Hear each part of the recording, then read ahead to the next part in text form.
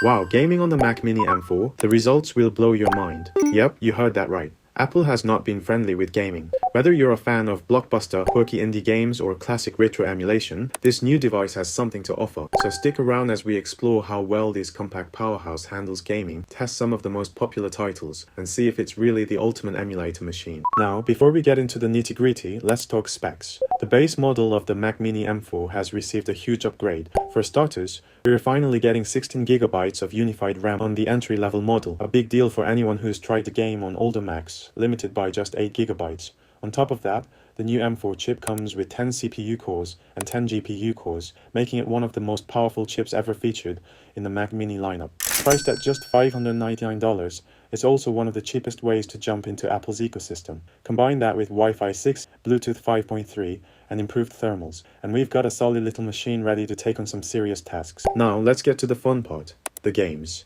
We started with Death Stranding, which is one of the best optimized yesterday games available for macOS. Running at 1080p with Metal FX upscaling set to quality mode, we were consistently hitting between 80 and 90 frames per second. Even when we pushed it to 4K, the M4 handled it gracefully, maintaining around 35 FPS. It's a stunning performance for a machine this compact. Moving on to Resident Evil 7, another brilliantly optimized macOS title, the Mac Mini M4 delivered 45 FPS at 4K with Metal FX enabled. The gameplay was smooth, the visuals were crisp, and it was genuinely hard to believe this was coming from a $599 machine. Then we decided to push things a little further with Cyberpunk 2077. Using Crossover, which is essentially a translation layer for running Windows games on macOS, we tested the game at 1080p with medium settings and FSR 3 frame generation enabled. The result? An average frame rate of 73 FPS. Without FSR, the game ran at around 42 FPS, which was still playable but clearly benefited from the added boost of frame generation. Considering how notoriously demanding Cyberpunk is,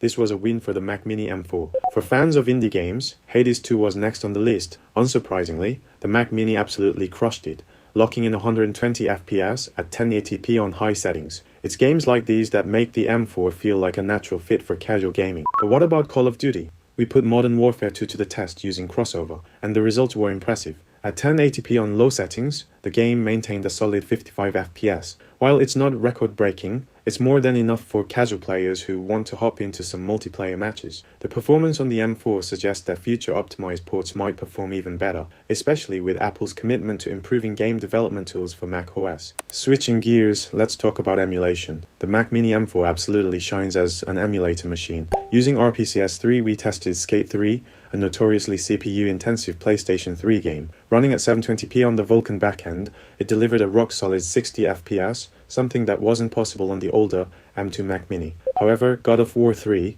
a more demanding title, hovered around 30 FPS. While it wasn't flawless, it's still an impressive leap forward for emulation on macOS. Nintendo Switch emulation was next, and the results were nearly perfect. Using the Ryujinx emulator, we tested Prince of Persia, The Lost Crown, and the game hit its capped frame rate with ease. Whether you're emulating older consoles like GameCube or Wii, or exploring more modern systems like the Switch, the M4 is a dream for retro gaming enthusiasts. Of course, no review would be complete without comparing the base model M4 to its beefier sibling, the M4 Pro. The M4 Pro comes with 12 CPU cores, 18 GPU cores, and 32GB of RAM, offering a noticeable boost in performance for graphically demanding games. In our tests, the M4 Pro delivered about a 30% improvement in titles like Cyberpunk 2077, especially when running at higher resolutions. That said, unless you're gaming at 4K or need the extra headroom for multitasking, the base M4 is already an excellent performer. To wrap things up, let's address the elephant in the room. Is the Mac Mini M4 the ultimate gaming machine? The short answer is no. It's not going to replace a high-end gaming PC anytime soon, but that's not the point. What the M4 offers is a compact, affordable, and incredibly versatile system that punches well above its weight in gaming performance.